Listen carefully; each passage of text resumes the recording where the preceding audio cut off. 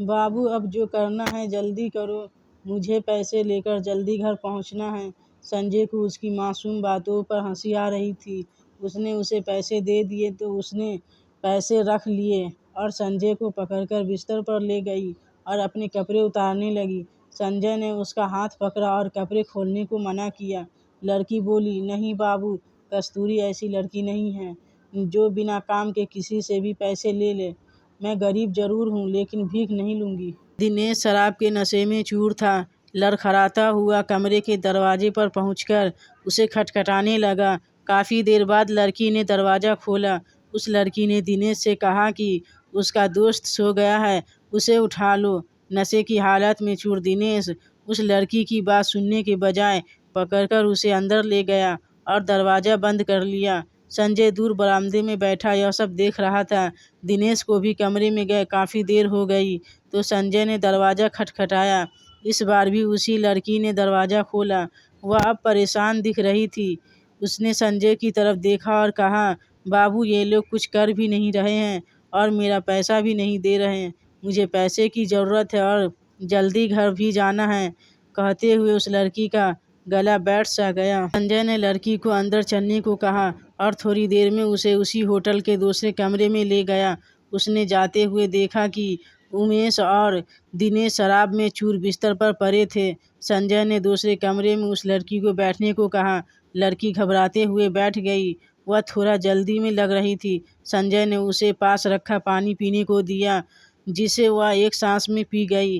पानी पीने के बाद वह लड़की खड़ी हुई और संजय से बोली, बाबू, अब जो करना है जल्दी करो, मुझे पैसे लेकर जल्दी घर पहुंचना है। संजय को उसकी मासूम बातों पर हंसी आ रही थी। उसने उसे पैसे दे दिए तो उसने पैसे रख लिए और संजय को पकड़कर बिस्तर पर ले गई और अपने कपड़े उतारने लगी। संजय ने उसका हाथ पकड़ा और कपड़े खोलने को मना किया। लड़की बोली, नहीं बाबू, कस्तूरी ऐसी लड़की नहीं है जो बिना काम के किसी से भी पैसे ले ले। मैं गरीब जरूर हूँ लेकिन भीख नहीं लूँगी। संजय अब बोल नहीं पा रहा था। तभी कस्तूरी ने संजय का हाथ पकड़ा और उसे बिस्तर पर ले गई। यह सब इतना जल्दी हुआ कि संजय कुछ कर नहीं पाया। कस्तूरी ने जल्दी से अपने कपड़े उतारे और संजय के भी कपड़े उतारने लगी। अब कस्तूरी संजय के इतने नज़दीक थी कि उसके मासूम चेहरे को वह बड़े प्यार से देख रहा था। वह कस्तूरी की किसी बात का विरोध नहीं कर पा रहा था। उसके मासूम हाव भाव व चेहरे से संजय की नज़र हटती तब तक कस्तूरी वह सब कुछ कर चुकी थी जो पति पत्नी करते हैं। कस्तूरी ने जल्दी से कपड़े पहने और होटल के कमरे से बाहर निकल गई। संजय अभी भी कस्तूरी के ख्यालों में खोया हुआ था। समय बीतता गया लेकिन संजय के दिमाग से कस्तूरी निकल नहीं पा रही थी।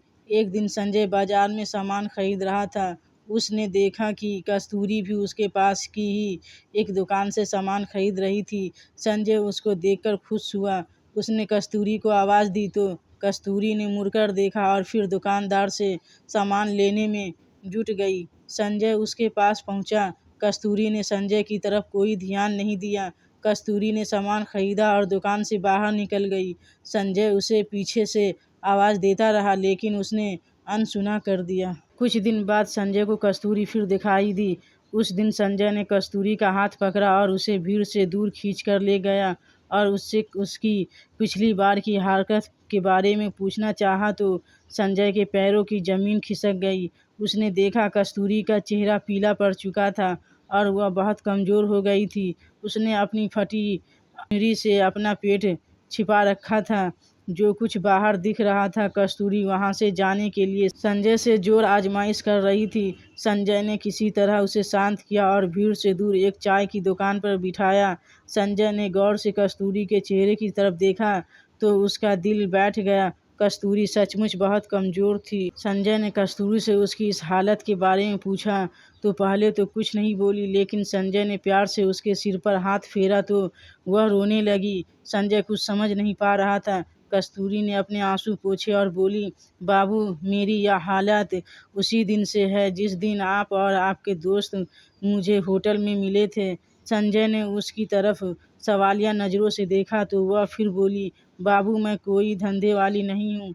मैं उस गंदे नाले के पास वाली कच्ची झोपड़पट्टी में रहती हूँ। उस दिन पुलिस मेरे भाई को पकड़ कर ले गई थी क्योंकि वह गली में चरस गांजा बेच रहा था। उसे जमानत पर छुड़ाना था। अब मुझे ही कुछ करना था। मैंने अपने पड़ोस में सबसे पैसा मांगा लेकिन किसी ने नहीं दिया। थक हार कर मैं बैठ गई तो मेरी एक मौसी बोली कि इस बेरहम जमाने में कोई मुफ्त में पैसा नहीं देता। मौसी की यह बात मेरी समझ में आई और मैं आप और आपके दोस्तों तक पहुंच गई। कस्तूरी चुप हुई तो संजय ने अपने चेहरे के दर्द को छिपाते हुए पूछा, तुम्हारी यह हालत कैसे हुई? कस्तूरी ने कहा, बाबू, यह जानकर आप क्या करोगे? यह तो मेरी किस्मत है। संजय ने फिर जोर दिया तो कस्तूरी बोली, बाबू, उस दिन आपके दिए गए पैसे से मैं अपने भाई को हवालात से छुड़ा लाई। तो भाई ने पूछा कि पैसे कहाँ से आए? मैंने कुछ झूठ बोल दिया कि किसी से उधार लिए हैं। थोड़ी देर चुप रहने के बाद वह फिर बोली, बाबू, सब ने पैसा देखा लेकिन मैंने जो जिस्म बेचकर एक जान को अपने शरीर में आने दिया तो उसे सब नाजायज कहने लगे और जिस भाई को मैंने बचाया था वह मुझे धंधे वाली कहने लगा और मुझे मारने लगा। वह मुझे रोज ही मारता है। यह सुनकर संजय के कलेजे का खून सूख गया। इस सब के लिए वह खुद को भी कसूरवार मानने लगा। उसकी आंखों में भी आंसू छलक आए थे। कस्तूरी ने यह देखा तो वह बोली, बाबू, इसमें आपका कोई कसूर नहीं है। अगर मैं उस रात आपको जिस्म नहीं बेचती तो किसी और को बेचती, लेकिन बाबू, उस दिन के बाद से मैंने अपना जिस्म किसी को नहीं बेचा। यह कहते हुए वह चुप हुई और कुछ सोचकर बोली, बाबू, उस रात आपके अच्छे बर्ताव को देखकर मैंने फैसला किया था कि मैं आपकी इस प्यार की निशानी को दुनिया में लाऊंगी और उसी के सहारे ज़िंदगी गुजार दूंगी, क्योंकि हम जैसी गरीब लड़कियों को कहाँ कोई प्यार करने वाला जीवन साथी मिलता है। इतना कहकर कस्तूरी का गला भर आया। वह आगे बोली, बाबू, यह आपकी निशानी है और मैं इसे दुनिया में लाऊंगी, चाहे इसके लिए मुझे मरना ही क्यों न पड़े। इतना कहकर वह तेजी से उठी और अपने घर की तरफ चल दी। यह सुनकर संजय जैसे जम गया था। वह कहकर भी कुछ नहीं कह पाया। उसने फैसला किया कि कल वह कस्तूरी के घर जाकर उससे शादी की बात करेगा। वह रात संजय को लंबी लग रही थी। सुबह संजय जल्दी उठा और बदहवास सा कस्तूरी के घर की तरफ चल दिया। वह उसके मोहल्ले के पास पहुंचा तो एक जगह बहुत भीड़ जमा थी। वह किसी अनहोनी के डर को दिल में लिए भीड़ को चीरकर पहुंचा तो उसने जो देखा तो जैसे उसका दिल बाहर निकलने की कोशिश कर रहा हो। कस्तूरी जमीन पर पड़ी थी। उसकी आंखें खुली थी और चेहरे पर वही मासूम मुस्कुराहट थी। संजय ने जल्दी से पूछा कि क्या हुआ है? तो किसी ने बताया कि कस्तूरी के भाई ने उसे चाकू से मार दिया है, क्योंकि सब कस्तूरी के पेट में पल रहे बच्चे की वजह से उसे बेइज्जत कर रहे थे। संजय पीछे हटने लगा। अब उसे लगने लगा था कि वह गिर जाएगा। तभी पुलिस का सायरन बजने लगा तो भीड़ छंटने लगी। संजय पीछे हटते हुए कस्तूरी को देख रहा था। उसका एक हाथ अपने पेट पर था और शायद वह अपने प्यार को मरते हुए भी बचाना चाहती थी। उसके चेहरे पर मुस्कुराहट ऐसी थी जैसे उन खुली आंखों से संजय को कहना चाहती हो, बाबू, यह तुम्हारे प्यार की निशानी है, पर इसमें तुम्हारा कोई कसूर नहीं है। संजय पीछे मुड़ा और अपने घर पहुंचकर रोने लगा। वह अपने आप को माफ़ नहीं कर पा रहा था, क्योंकि अगर वह कल ही उससे शादी की बात कर लेता तो शायद कस्तूरी जिंदा होती।